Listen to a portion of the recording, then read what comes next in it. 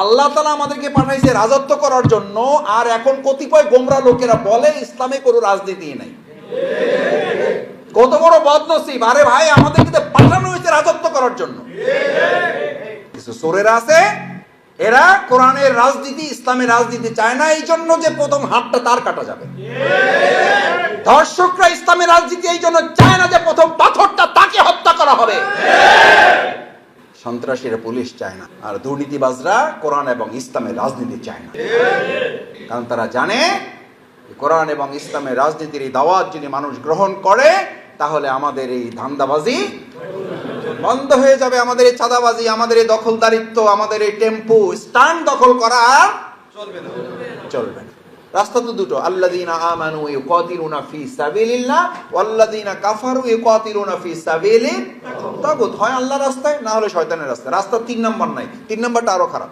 মুযাবযাবিনা বাইনা যালিক উলাইকা হুমুল মুনাফিকুন ইন্নাল মুনাফিকিনা ফি দারকিল আসফালি মিনান নার। আল্লাহ তাআলা তো আপনাকে ইল্লা লিয়াবুদুন, আল্লাহর গোলামি করা, তার পরিকল্পনা বাস্তবায়নের জন্য আপনাকে পাঠিয়েছেন। তাহলে তার পরিকল্পনাটা কি?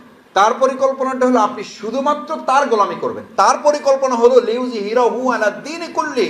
এখন ইবাদত বলতে আমি আপনি বুঝে ফেলেছি নামাজ, রোজা, হজ, যাকাত, কালিমা, তাসবিহ, তাহলিল, তাহাজ্জুদ, সাদকা আর জিকির আজকার। বিসমিল্লাহির রহমানির রহিম। ইন্নী জাইলুন ফিল আরদি খলিফা। আমি তো তাদেরকে আমার রাজত্ব করার জন্য, আমার প্রতিনিধিত্ব করার জন্য পাঠাচ্ছি। আল্লাহ তাআলা আমাদেরকে পাঠাইছে রাজত্ব করার জন্য, আর এখন কতিপয় গোমরা লোকেরা বলে ইসলামে কোনো রাজনীতি নাই। কত বড় বদনসিব! আরে ভাই, আমাদেরকে পাঠানো হয়েছে রাজত্ব করার জন্য। আমরা আল্লাহর রাজ নিয়ে এসেছি, আমরা রাজ করব। আর কতটা বদনসিব, কতটা কপাল পোড়া হইলে, কতটা দুনিয়ামুখী হইলে, কতটা দুনিয়ার দাস হলে তারপরে বলে কোরআন এবং ইসলামে নাকি রাজনীতি। আর আল্লাহ তাআলা পাঠাইছি আমাকে কি করার জন্য? রাজত্ব করার জন্য। ইন্নী জাইলুন ফিল আরদি খলিফা। খলিফা মিন্স অ্যাম্বাসেডর।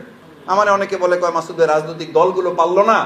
দেখেন, ছাত্রছাত্রীরা পারলো, এটা রাজনৈতিক দলের জন্য একটা অসম্মান না? আমি বললাম না, রাজনৈতিক দলের জন্য সম্মান না। আল্লাহ তাআলা পরিকল্পনা করেছেন এটা, যে পুরো রাজনৈতিক দলকেও কাজে লাগাবে না, শুধু পোলাপান দিয়ে ওকে সাহায্য করবে।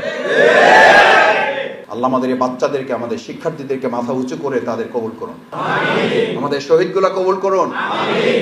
কেউ কেউ এখন কথায় কথায় আবার দেখে বলে বাচ্চারা এরা কি বুঝে। আরে ভাই, বাচ্চারা যা বুঝে, এটা তো বাবাদের এটা গর্ব, যে বাবাদের সামনে সন্তানরা যখন বড় হয়, বাবা কি লজ্জিত হয় না আর গর্ববোধ করে?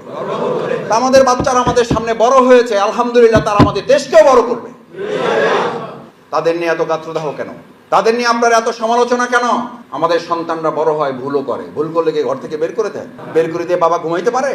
কোন বাবা ঘুমাইতে পারে না এখানে? ওটা বাবা না, ওটা বাবা নামের কলঙ্ক।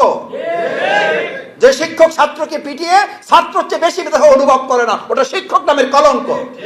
যে রাজনীতিবিদ আমাদের ছাত্রদের মর্যাদা অনুভব করে না, ও রাজনীতিবিদের রাজনীতির নামে কলঙ্ক। প্রত্যেকে যার যার মর্যাদার জায়গায় সম্মান দিতে না জানলে, না তারা সম্মান পাবে, না আপনারা আমরা সম্মান। বাংলাদেশ জামাত ইসলামের আকীদা আর বাংলাদেশ জামাত ইসলামী কোরআন, সুন্নাহ, ফরজ, সুন্নাত, ওয়াজিবের প্রতি আমাদের কোনো কোনো ক্ষেত্রে দুর্বলতা আছে। যদি মনে করেন হ্যাঁ আমরা দুর্বল, আল্লাহর গোলাম বান্দা, আল্লাহর দুর্বল গোলাম আমরা, কিন্তু আল্লাহর কোনো বিধান, আল্লাহর কোনো আইন মানার ক্ষেত্রে আমাদের নেতৃবৃন্দ ফাঁসিতে হাসির মুখে গিয়েছেন, একটা কাছে তারা নত স্বীকার করেন নাই। আমরা গর্ব করতে চাই না, কিন্তু আল্লাহর মেহেরবানি, তার দয়া, যে আল্লাহর একটা বিধান পালন করতে গিয়ে আমাদের নেতৃবৃন্দ ফাঁসির মুখে গিয়েছেন, কিন্তু তারা সামান্যতম দুনিয়ার কোনো অপশক্তির কাছে মাথা নত করেন না। আমাদেরকে ফতোয়া দেওয়ার আগে 100 বার চিন্তা করতে হবে। এটা আল্লাহর মেহেরবানি, আমাদের অহংকার নয়, এটা আমাদের গর্ব নয়। সুতরাং সেই আল্লাহর পরিকল্পনা বাস্তবায়ন করা তো আপনার। সেই পরিকল্পনাটা কি? সেই পরিকল্পনা আল্লাহ তাআলা করে দিয়েছে। সেটাই জামাত ইসলামী এখন আপনাকে এই প্রজেক্টরে দেখায়, আপনাকে লিখিতভাবে দিয়েছে। আমাদের প্রথম কাজ হচ্ছে আমরা সর্বস্তরে দাওয়াতের কাজ আমরা পৌঁছাবো ইনশাআল্লাহ। কি দাওয়াত পৌঁছাবেন? আমরা দাওয়াত দেবো এই যে সব জামাতে যোগ দিয়ে দেন। আমরা কি এই দেশে জামাত প্রতিষ্ঠা করবো না ইসলাম প্রতিষ্ঠা করবো? আমরা কি সংসদে জামাতকে নেবো না ইসলামকে নেবো? এই জন্য আমাদেরকে বলে জামাত ক্ষমতার রাজনীতি। ক্ষমতার রাজনীতি কারা করে এই দেশের মানুষ ভালো করে? জামাত ক্ষমতার রাজনীতি করে না, জামাত ইসলামকে ক্ষমতায় নেওয়ার রাজনীতি করে। যদি তাই না হতো, তাহলে বহু আগে জামাত ইসলামী আপনাদের ক্ষমতায় যাওয়ার মতো সুযোগ জামাতের হাতে এসেছে। জামাত ক্ষমতা না নিয়ে আপনাদেরকে ক্ষমতায় যাওয়ার সুযোগ করে দিয়েছিল দেশ এবং জাতি ইসলামের প্রয়োজনে। বরং সেই প্রয়োজনকে পূরণ না করে দেশ এবং জাতির মানুষের সাথে বেইমানি করা হয়েছে। প্রিয় নবী মুহাম্মদুর রাসূলুল্লাহ সাল্লাল্লাহু আলাইহি ওয়াসাল্লাম যদি শুধু মসজিদে নববী চালাতেন, মসজিদে নববীকে রাষ্ট্র হিসাবে, ওটাকে গণভবন বঙ্গভবন হিসেবে না বানাতেন, তাহলে আমরাও শুধু মসজিদে ইমামতি করতাম, আমরা রাষ্ট্র পরিচালনার কোনো চিন্তা করতাম না। কিন্তু প্রিয় নবী মুহাম্মদুর রাসূলুল্লাহ সাল্লাল্লাহু আলাইহি ওয়াসাল্লামের দাওয়াতের মধ্যে শুধু কি ইমামতির দায়িত্ব ছিল, নাকি রাষ্ট্র পরিচালনার আহ্বানও ছিল?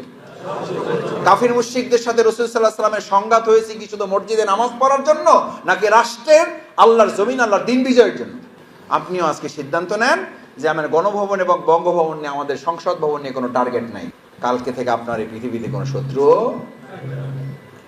আমি মাঝে মধ্যে বলি, কেন বুঝেন না আপনি? আমার দাওয়াতের মধ্যে এটা থাকবে। আমার দাওয়াতে অবশ্যই পরিষ্কারই ঘোষণা থাকতে হবে। পলিথিনের বিরুদ্ধে কত মোটিভেশন হইল, যদি সরকার আইন পাস না করে তাহলে পলিথিন বন্ধ হবে? হবে না। পলিথিনের মতো ছোট্ট একটা ইস্যু যদি রাষ্ট্রে আইন প্রণয়ন করে যদি এটা বন্ধ না করা যায়, পৃথিবীর এমন কোন অন্যায় আছে আপনি আইন না পাস করে এটা করতে পারবেন? শুধু বক্তৃতায় সুদ বন্ধ হবে? শুধু বক্তৃতায় ঘুষ বন্ধ হবে? শুধু বক্তৃতায় ধর্ষণ বন্ধ হচ্ছে? তাহলে ইসলাম এটাই বলে যে আল্লাহ তাআলা যে চমৎকার বিধান দিয়েছেন, এই বিধান বাস্তবায়ন করতে হলে এই বিধানের আলোকে তৈরি হওয়া কিছু মানুষ সংসদে গিয়ে এই আইন পাস করার মধ্য দিয়েই কেবল আমাদেরকে আল্লাহর জমিনে আল্লাহর দ্বীন বাস্তবায়ন। এটাকে যদি if this means politics then this is our, যদি এটাকে আপনি রাজনীতি মনে করেন তাহলে এটাই আমাদের রাজনীতি, এটাই আমাদের রাজনীতি। আমাদের ইসলামের এই রাজনীতি, এই অর্থে রাজনীতিতে হলো নীতির রাজা, ফাঁসের রাজা, নাস্তির রাজা, পথের রাজা। সব যদি রাজ হয় তাহলে নীতির রাজা কি দুর্নীতি হবে না রাজনীতি হবে? যেই রাজনীতিতে ইসলাম নাই, কোরআন নাই, ওটা রাজনীতি, ওটা দুর্নীতি। কিছু চোরেরা আছে, এরা কোরআনের রাজনীতি, ইসলামের রাজনীতি চায় না, এই জন্য যে প্রথম হাতটা তার কাটা যাবে। ধর্ষকরা ইসলামের রাজনীতি এই জন্য চায় না যে প্রথম পাথরটা তাকে হত্যা করা হবে। সন্ত্রাসীরা পুলিশ চায় না, আর দুর্নীতিবাজরা কোরআন এবং ইসলামের রাজনীতি চায় না। কারণ তারা জানে কোরআন এবং ইসলামের রাজনীতির এই দাওয়াত যদি মানুষ গ্রহণ করে তাহলে আমাদের এই ধান্দাবাজি বন্ধ হয়ে যাবে, আমাদের এই চাঁদাবাজি, আমাদের এই দখলদারিত্ব, আমাদের এই টেম্পু স্ট্যান্ড দখল করা আর চলবে না। এটা জেনে বুঝেই এখন বলা হয় ইসলাম, কোরআন এগুলো বলেন, রাজনীতির কথা বললেন না, ফতোয়া অন্য দিচ্ছে। রাসূল করিম সাল্লাল্লাহু আলাইহি সাল্লামের পরিষ্কার হাদিস, জামানা আসবে যখন আলেমদের বুক থেকে ইলম তুলে নেওয়া হবে না, আলেমদেরকেই তুলে নেওয়া হবে। এবং সেই সময় কিছু মূর্খ লোকেরা, ফাজুহেলা অথবা জালিমদের মধ্য থেকে কিছু লোকদেরকে নেতৃত্বের কাতারে দেওয়া হবে, আর জালিমদেরকে, অজ্ঞ মূর্খদেরকে। এবং সে তারা না জেনে কিছু লোকদের কথা অনুযায়ী তারা ফতোয়া দিয়ে দিবে। দিচ্ছে না, দেয় নেই? এই যে মুফতি জন্ম নেবে, এটা কার ঘোষণা? আল্লাহ রাসূল সাল্লাল্লাহু আলাইহি সাল্লাম আগেই বলে দিয়েছেন, ফাফতাও। তারা জেনে না জেনে, নিজে কিছু জানবে না, বুঝবে না, ফতোয়া দিয়ে দিবে। দিচ্ছে না, দেয় না? এটা কার ভবিষ্যৎবাণী? সুতরাং এগুলো দেখে আমরা বিস্মিত হই না, আমাদের এই প্রস্তুতি আছে। আমরা জানি এরকম কিছু মুফতির জন্ম হবে, আমরা জানি এরকম কিছু লোকের জন্ম হবে যারা ইসলামকে ভাগ করে ফেলবে, দুই ভাগ। কয় ভাগ? আফাতুমিনুনা বিবাদিল কিতাবি ওয়া তাকফুরুনা বিবাদ। তোমরা এমন কি পরিকল্পনা নিচ্ছ, নামাজ পড়বা কোরআনের বিধান অনুযায়ী, মসজিদ চলবে কোরআনের বিধান অনুযায়ী, আর সমাজ চলবে কাফিরদের, মুশরিকদের তৈরি করা মানব রচিত মতবাদের আলোকে? এটা হইতে পারে না। অতাকফুরুনা বিবাদ, তার মানে তোমরা কোরআনের কিছু কথা মানো আর কিছু কথা মানো না। তাকফির, তাকফির মানে হচ্ছে গোপন করা, তাকফির মানে হচ্ছে বলতে না দেওয়া।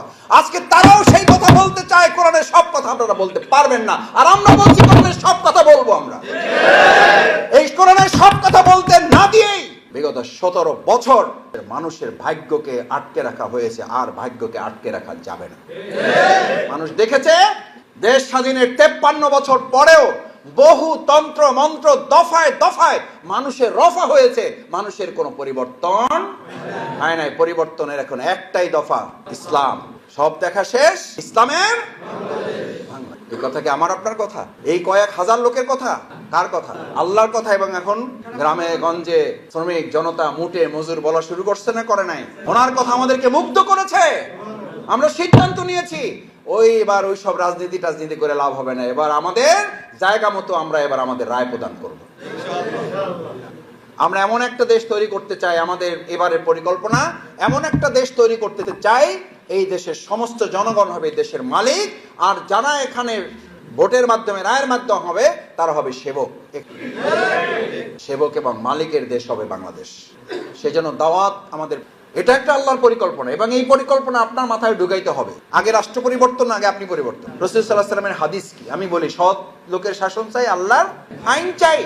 এই সৎ লোকের শাসন চাই, আল্লাহর আইন চাই যদি আপনি কার্যকর করতে চান, তাহলে এর সাথে স্লোগান আর একটা যোগ করতে হবে, সৎ দক্ষ যোগ্য নাগরিক চাই। কারণ আল্লাহ রাসূল সাল্লাল্লাহু আলাইহি ওয়াসাল্লামের পরিষ্কার বাণী, এই বাণী আপনি চেঞ্জ করতে পারবেন না। লিখে নিয়ে যান, যে জাতি যেই রকম আল্লাহ সেই জাতির নেতৃত্ব সেই রকম ঠিক করে দেন। এখন জাতি পরিবর্তন আগে না নেতৃত্ব পরিবর্তন আগে?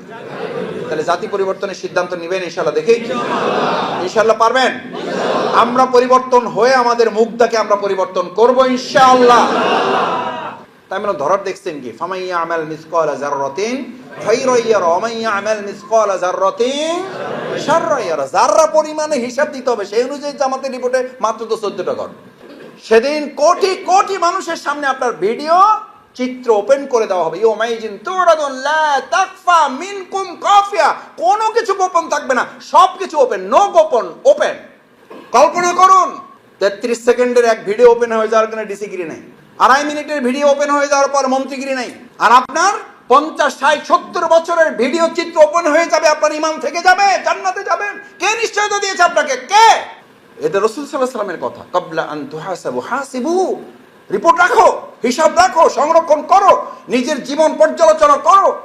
এই পর্যালোচনা যদি আজকে রাজনীতিবিদ হিসেবে আমরা প্রত্যেকের জায়গায় করার চিন্তা পরিকল্পনা গ্রহণ করি, তাহলে দেশের চিত্র বদলাতে সময় লাগবে না।